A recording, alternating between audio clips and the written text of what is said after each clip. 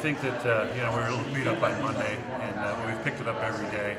And I think spirits are high, and we want to try to just take care of business ourselves. And we've got a great opportunity to play a highly ranked team this week, and we want to play well. And I know last year Danny kind of came in late against Army and kind of almost let the game in and come back. And then obviously you guys lost by a goal, I guess. How does Danny factor into this? I know it's a new face-off guy and all that, but what do you kind of see from him? Yeah, well, we played Albany last week, and when we looked at the film, we had the ball in the first quarter for a total of 4 minutes. In the second quarter, 4.5 minutes. In the third quarter, 1 minute and 30 seconds. So out of 45 minutes, that's not very much time. Our offense couldn't get comfortable. We felt we could force things out there offensively. And it was too much to ask of our defense to play 75–80% of the game on defense against a talented offense. So we have to be more patient this week. We've got to take better care of the ball when we do get it. Obviously, we've got to compete in the face-off to get the ball to our offense and try to get them comfortable down in the field.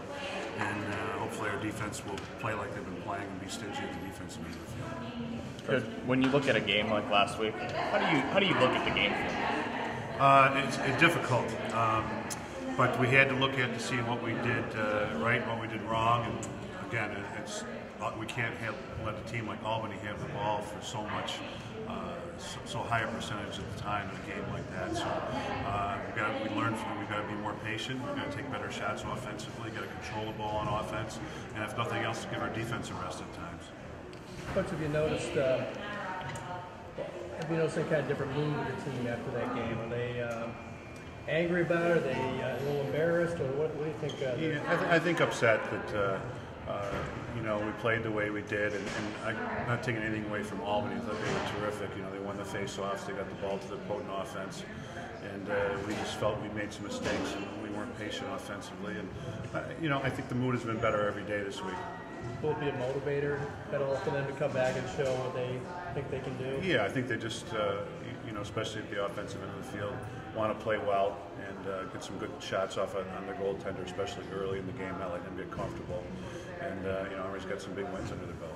Another top-ranked team coming to the Dome. What have you seen out of Albany so far? Or, excuse me, Army so far? Army. What we saw last year, they're the two attackmen with Glancy and Jones are kind of a nice 1-2 punch. One's a good dodger, a good feeder, and the other one's a terrific finisher. The two lines of middies are very strong. You got guys like Glessner coming back. You've got a very hard shot from the outside, a local guy, West Tennessee guy. And their defense is experienced also with the same goalie coming back. So it's a very experienced group. They come to the Carrier Dome every year. So more comfortable than some teams coming into the Dome, and I think they're playing well. Coach, looking at a guy like Dom, Albany scored 15 goals, but he's somebody that's on 50 shots in the game. How often does that happen? Not very often, I hope.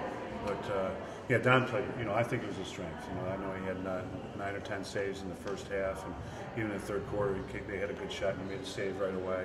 So I think he's been a strength of our team, one of the positive notes. Mm-hmm. What do you tell someone like that, where yes, they do give up this many goals, but he was great in the entire game? Yeah, it's like I talked about earlier, they had the ball 75–80% of the time, and it's such a potent offense, a lot of good shooters, and really to hold them to 15 with the amount of possession time was probably, if you looked at it, not bad defensively. I know we had that spurt in the third quarter, but we held them, I think it was 4-1 in the first half, and held them to 4 goals in the first half with all that possession time that they had. I think the defense kind of held up their own.